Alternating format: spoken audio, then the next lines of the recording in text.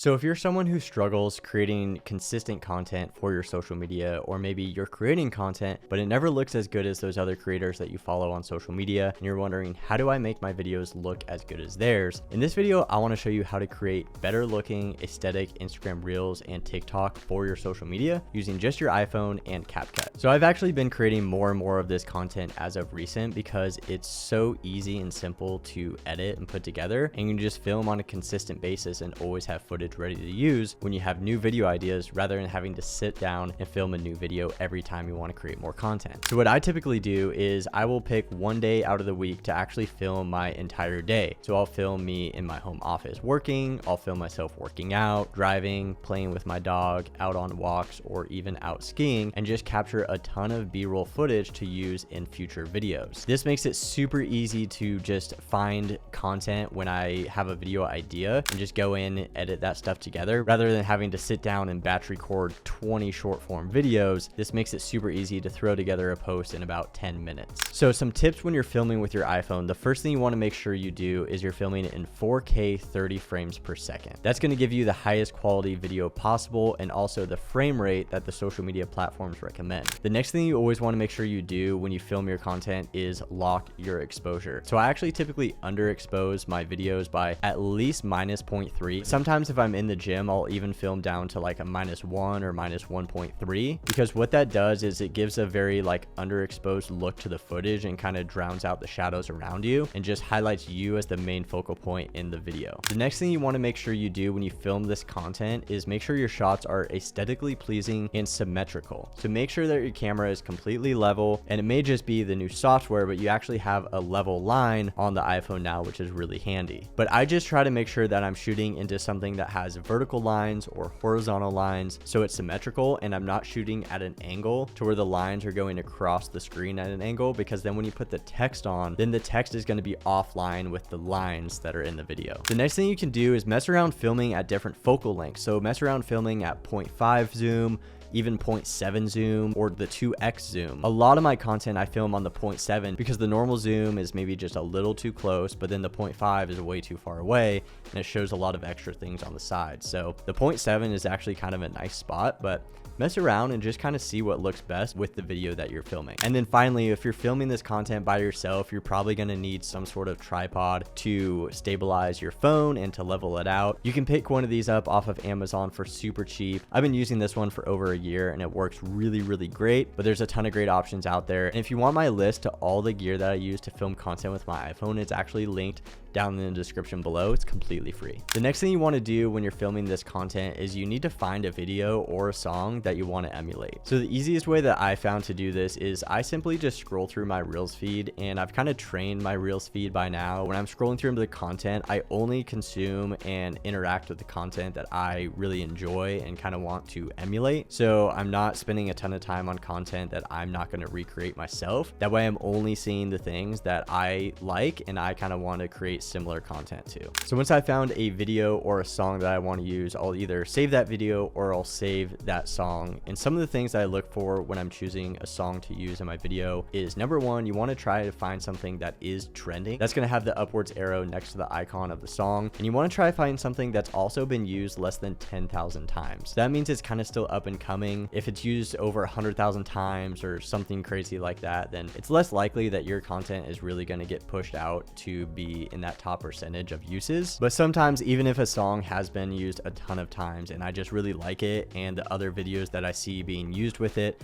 kind of fit my style, then I'll go ahead and use that. So once I found my video and found my song, I want to go ahead and actually save that song on Instagram, and then I'm going to screen record it to use in my edit. The reason you want to save it is because when you go back into Instagram, you want to attach that song to your video, and if you don't save it, sometimes it can be really hard to find. So now that I filmed all of my B-roll content to use in my video and I've screen recorded my song, I'm going to go ahead and take all that stuff into CapCut and start editing. So I actually typically edit all my content just on my phone on the CapCut app, but for this example, I want to show you a few more features and just the ease of use of CapCut on desktop. So we're going to go ahead and go onto the computer and show you how to edit this on CapCut in the desktop version, which is free to use. All right, so once you open up CapCut, you'll see very easily the first thing you can do is just drag and drop all your clips into this section up up here. So just drag all that footage that you want to use in your video right into this section. And then all you need to do is start pulling in the clips. So I'm gonna pull in this first clip here, just drag it down. And then the next thing you're gonna do is bring in your trending sound that you screen recorded. So you can actually just drag that down as well.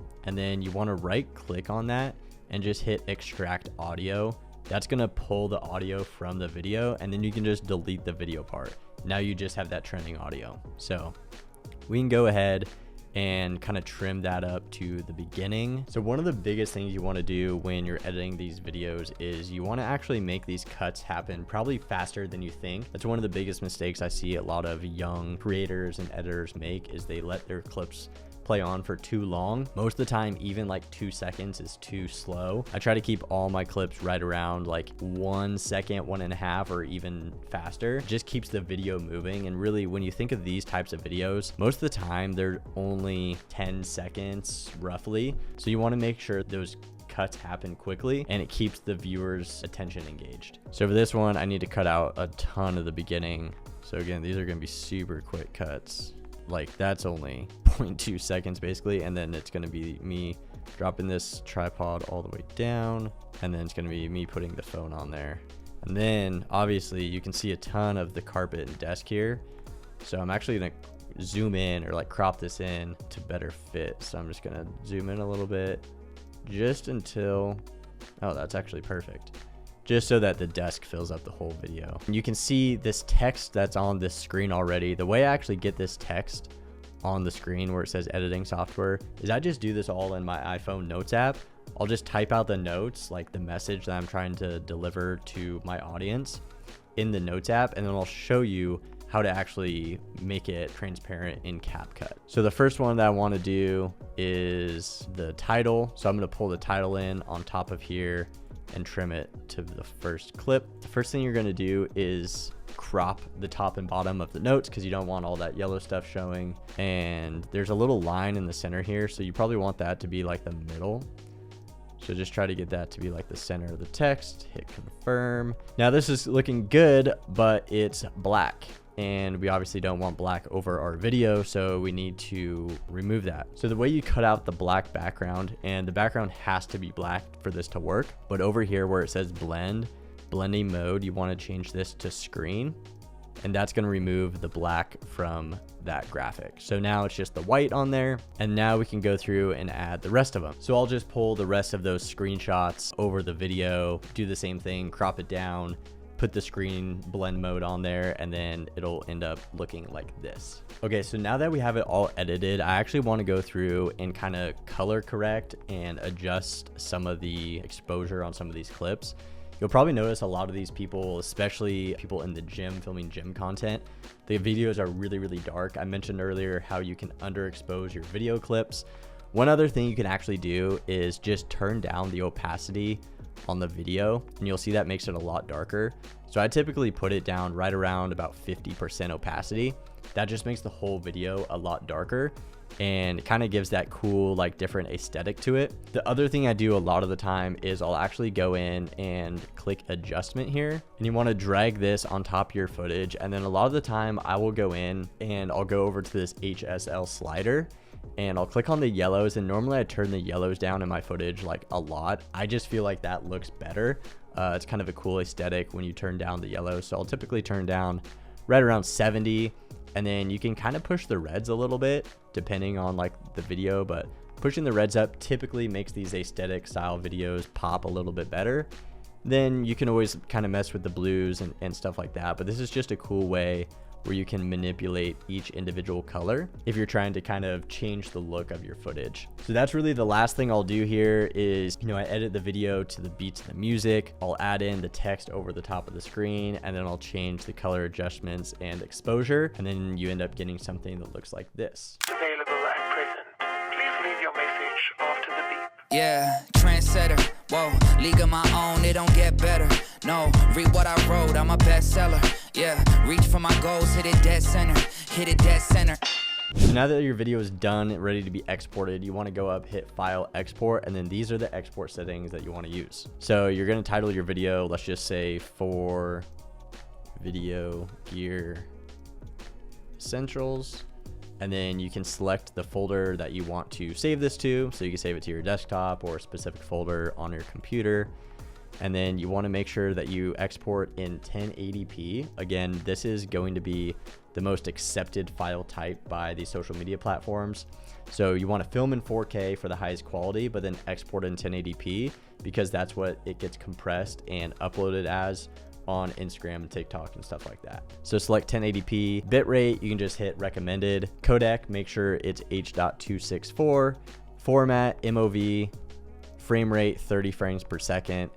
And then export audio as MP3. So then once you do that, go ahead and hit export. And then from there, you can either airdrop it to your phone if you're on Mac. If you're not on Mac, find a different way. But once you get it to your phone, now we need to upload it to Instagram. So let me show you how to do that. Okay, so now that you've got your video that you just edited onto your phone, we want to go ahead and open up Instagram or wherever you want to post this. We'll use Instagram as the example. And go ahead and hit create new reel. And then you just want to go in and just find that video. Then you want to select your video, hit next, then hit next. And now we actually want to use the song from Instagram in this video. So we're going to go and hit the music tab, and we're going to go to our saved songs because we saved it earlier, hit music, and then we're just going to select that song. Now the tricky part is lining these up so they match pretty much perfectly. This can take some time, but just try to do the best you can because we're going to eventually mute the song that we use to edit to. Yeah, trendsetter, whoa, league of my own, it don't get better. No, read what I wrote, I'm a bestseller.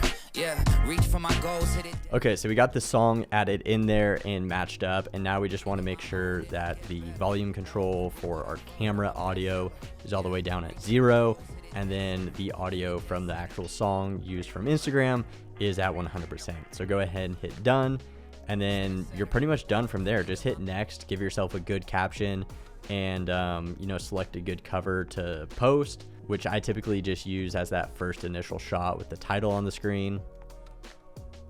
And then you're good to go. You just created your first aesthetic looking Instagram reel for Instagram using just your iPhone and CapCut. So if you're looking to get started creating more Instagram content or social media content, you can even use CapCut for creating YouTube videos. Honestly, CapCut is probably one of the most user-friendly, intuitive free editing softwares out there. It's what I recommend to every single person who asks me when they're looking to try to get started editing their own videos. And honestly, I use it on my phone a ton, but even for stuff like this, I think it was even easier than using something like Premiere Pro that I've been using for 6 or 7 years now. It's just so intuitive, so easy to use, so user friendly, and it really has almost all the same features as Premiere Pro, but it's just a lot less clunky. So I would totally recommend CapCut to anyone looking to get started editing their own content. It's super easy to use. There's a link down in the description to go check it out for yourself. There's no affiliate link or anything like that. But if you just want to check it out and download it, it'll be down there, as well as my entire gear list to start filming content with just your iPhone. One of the biggest problems I see a lot of people face is their content never looks as good as other people's iPhone content. There's really only 3 tools that you really need to get started creating better iPhone videos, and that is a good microphone, a light, and a tripod. So all the stuff that I recommend to creating content with your iPhone is linked down in the description below. Thanks so much for watching this video, and we will see you in the next one.